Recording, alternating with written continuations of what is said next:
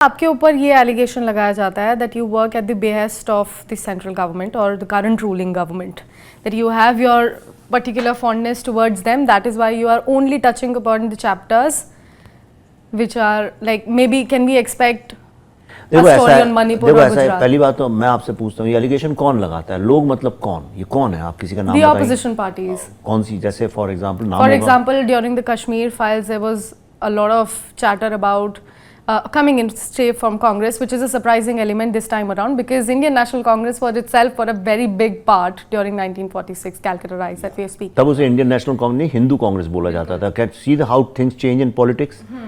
तो वो एलिगेशन वो लगाते हैं, राइट? तो इसका मतलब ये थोड़ी है कि कुछ तो लोग कहेंगे तो लोगों का काम है, सीता पे भी लगाते थे, तो मुझे उससे क्या लेना देना है? मैंने आई रियली डोंट केयर। मैंने इतने हज़ारों मेरे इंटरव्यूज़ हैं, आप सब जगह आप देख लीजिए, I don't even bother about care allegation क्या लगाते हैं। But I really want to understand from you because this is the question, even this was raised during the Kashmir files कि क्या विवेक अग्निहोत्री कभी मणिपुर या गुजरात के ऊपर कोई फिल्म बनाएंगे? ये जिनको कुछ पता ही नहीं है वो लोग ऐसी बात करते हैं। मेरी एक एक फिल्म को 3-3, 4-4, 5-5 साल का रिसर्च होता है। ताशकंद फाइल्स में 3 साल का रिसर्च था, कश्मीर फाइल में 4 का था, इस फिल्म में 5 साल का रिसर्च है।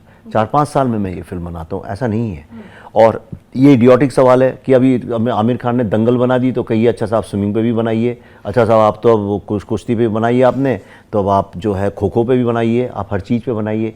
दुनिया ऐसे तो चलती नहीं है, करेक्ट? इस तरह से चलती नहीं है। हाँ, मणिपुर पे क्यों नहीं बनाऊंगा? अगर मुझे ऐसा लगता है कि उसके अंदर कोई फैक्ट्स हैं, कोई चीज़ है उसके अंदर और जो बनानी चाहिए। और दूसरा, मैं हिस्टोरिकल फिल्म्स बनाता हूँ, जो चीज़ें हो चुकी हैं, जिसके बारे में बात नहीं होनी चाहिए थी और होती नहीं है।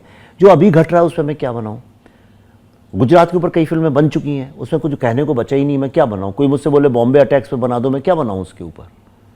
कोई कहे 1984 सिख राइट्स से बना दो, मैं क्या बनाऊँ उसके ऊपर? बन ही चुका है। हाँ, मैं बनाऊंगा तो फिर मैं ऐसे एंगल से बनाऊंगा, फिर जो लोग बोल रहे हैं कि उस फिल्म को बनाइए उन्हीं को प्रॉब्लम खड़ा हो जाएगा। बंगाल के पॉलिटिकल सर्कल में सर जो चैटर है, of course BJP is supporting the film, they want the film to be released in the state, but you know कि तृणमूल कांग्रेस की तरफ से ही सारा का सारा ऑपोजिशन है। आपको क्यों लगता है why are they opposing the film so much? What is in it for them to gain from it? देखिए, मुझे उनका क्या इंटरनल पॉलिटिक्स है उसको बाद में आते हैं, पर मेरा ऐसा लगना है इस फिल्म को नेचुरली, कई फिल्में होती हैं जिसको नेचुरली कौन, जैसे होलोकॉस्ट पे फिल्म बनी, उसको नेचुरली कौन अपोज करेगा? नाजी लोग करेंगे, सीधी सी बात है। हिरोशिमा नागासाकी पे जो बॉम्ब गिरा था, एटम बॉम्ब, उसको अगर अपोज करना हो तो अमेरिका ही करेगा जिसने गिराया था। तो इस फिल्म को कौन अपोज करना चाहिए? मुस्लिम लीग को करना चाहिए, पाकिस्तान को करना चाहिए, उसके अलावा कोई तीसरा नहीं इस दुनिया में जिसको करना चाहिए। ह्यूमन ट्रेजेडी है, जिसने ह्यूमन ट्रेजेडी कॉज की वही कर सकता है। ये तो मैं सोच सकता था कि इसका ऑपोजिशन पाकिस्तान से आ सकता है, कश्मीर में जो टेररिस्ट ग्रुप्स थे उनसे आ सकता है, क्योंकि वो अलाइंड हैं सब आपस में। पर मैं कभी सोच नहीं सकता था कि ये एक ऐसी पार्टी से आ सकता है जो कि बंगाल को रिप्रेजेंट करती है, क्योंकि तो बंगाल की कहानी है और जितने लोग इन्वॉल्व हैं उस पार्टी में, ऐसा थोड़ी है हिंदू मुस्लिम की बात है तो कि हर मुस्लिम इसके अगेंस्ट है, ऐसा नहीं होता। ये हम स्टीरियोटाइप करते हैं मुस्लिम लोग को। मुस्लिम लोग कितने अच्छे हैं। मेरी फिल्म में फर्स्ट एडी मेरा मुस्लिम है, आधे से अधिक यूनिट मुस्लिम है, मेरे कारीगर यूनिट थे, मेरे लाइट के लोग यूनिट वो थे, कितने लोगों ने इसमें काम किया है। कश्मीर फाइल्स के जो प्रोड्यूसर थे वही मुस्लिम थे, शारिक साहब जी के। ये एक मुगालता है इस दुनिया में, ऐसा कुछ नहीं होता है। वो क्यों अपोज कर रहे हैं? शायद मुझे जो बताया गया, जब मेरी ट्रेलर को पुलिस ने आके रोका तो उन्हीं के साथ के कुछ लोग थे, उन्होंने मुझे बताया कि इस फिल्म में जो हम कह रहे हैं untold truth of Hindu genocide, तो हिंदू जेनोसाइड की उससे उन्हें प्रॉब्लम था। दूसरा फिल्म डेमोग्राफी चेंज के बारे में बात कर रही है, जो स्टेट एम्पावर्ड डेमोग्राफी चेंज है उसको, तो ऑब्वियसली तो उनका एक ये रीज़न हो सकता है।